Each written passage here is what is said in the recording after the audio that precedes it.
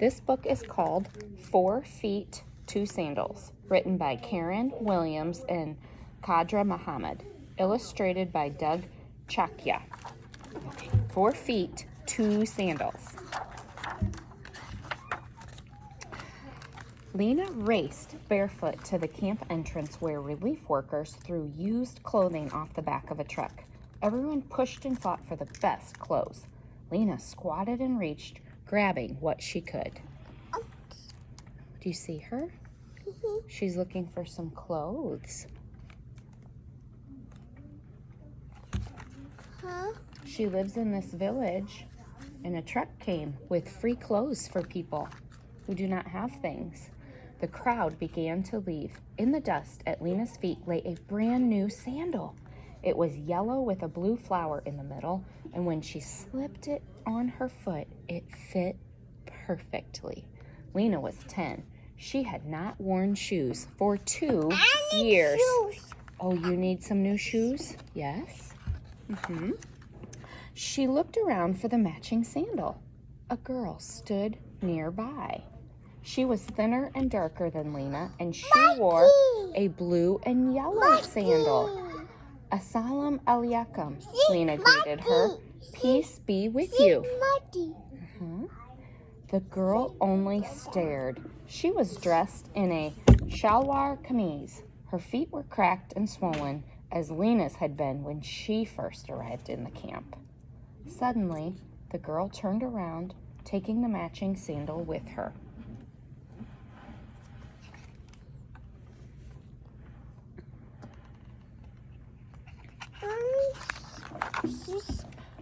In the morning, Lena went to do the washing, wearing one beautiful sandal.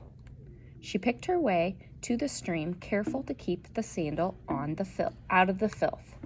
Her old shoes had been ruined on the many miles of walking from Afghanistan to Peshawar, the refugee camp in Pakistan.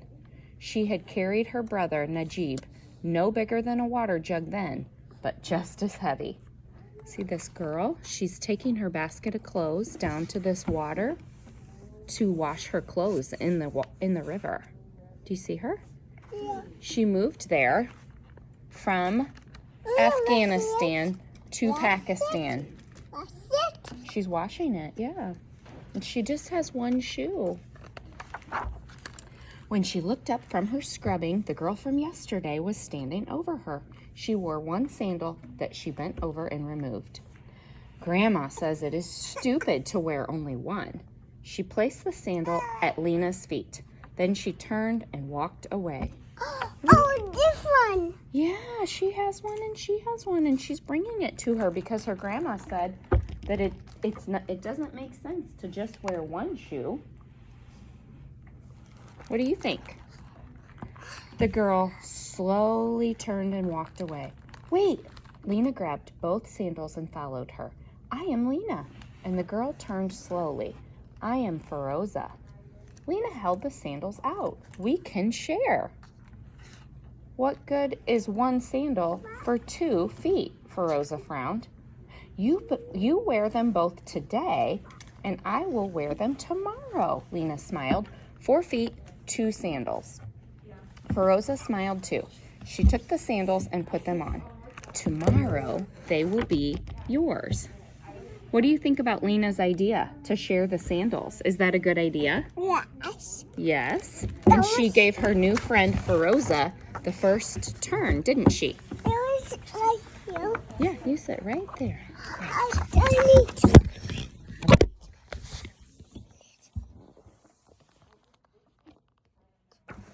Okay. Now look at all the people. What? The 2 girls greeted each other as they carried their jugs My for water the next day. friend. Lena put the sandals on, and they My waited together friend. in What? a long line. Everyone in the camp was waiting for a new home. Mama went to meetings about being resettled. The girls stayed in Lena's tent with Ismatu and Najib. They were careful to keep the sandals away from the 2 boys, for Ismatu wanted to pull at all the flowers, and Najib wanted to chew on them. My father and my sister were killed in the war, Lena told her friend. Mama and I had to run with Ismatu and Najib in the night. Feroza nodded and 2 tears ran down her cheek. I only have my grandmother now. Different.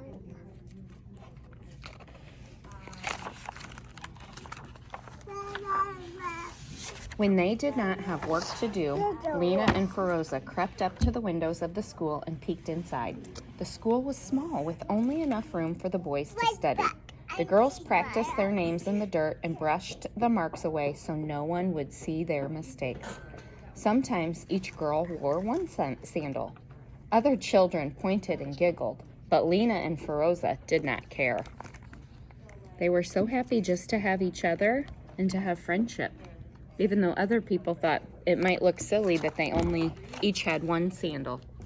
In the evenings, the sky turned deep blue and the first stars began to sparkle.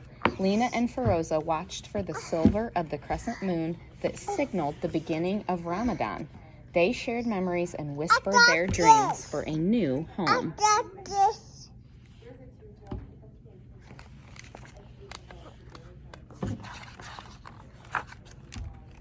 One morning, they went to the stream and washed their sandals to keep them looking new. Why Lena, not see come quick, Feroza's grandmother called. Your mother says your name is on the list. Feroza grabbed the sandals. The 2 girls ran into the office.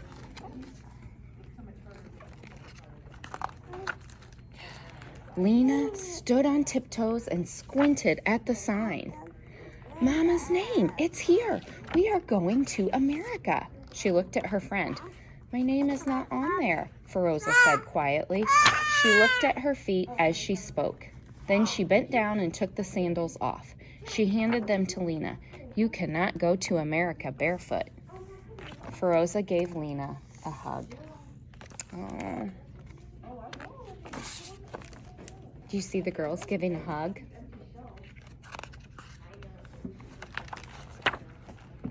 When it was time to leave, the relief worker gave Mama a large, square, white bag with numbers on it. All of your important papers are in this bag, he said. Feroza and her grandmother came to say goodbye. Lena pointed at her feet. Look, Mama saved her sewing money. She has bought us shoes for America. Oh, Real shoes, Feroza admired the new black leather. Here, Lena said, it's your day to wear these. The tears in her eyes were not for the sandals.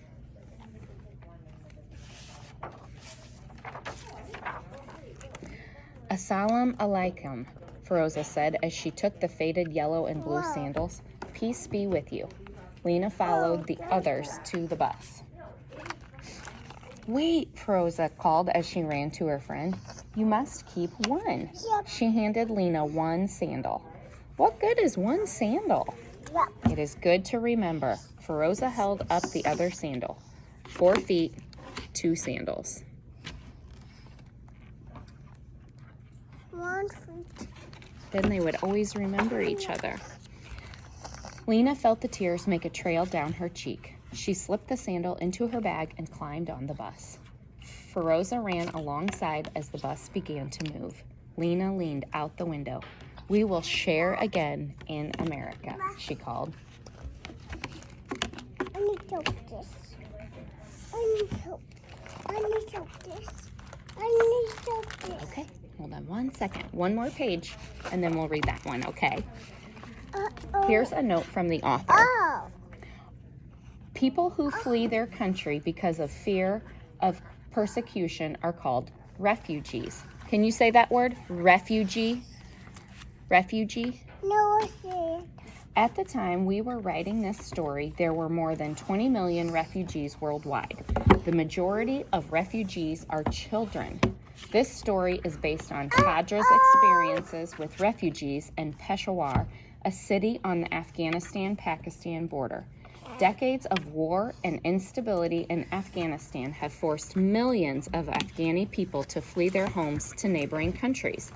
Many of them live in makeshift camps in and around Peshawar. Some, like Lena and her family, are able to find safe haven in resettlement countries in Europe or the United States. Though this story is based on a camp in Peshawar, the experiences of children like Lena and Feroza are shared by refugees around the world.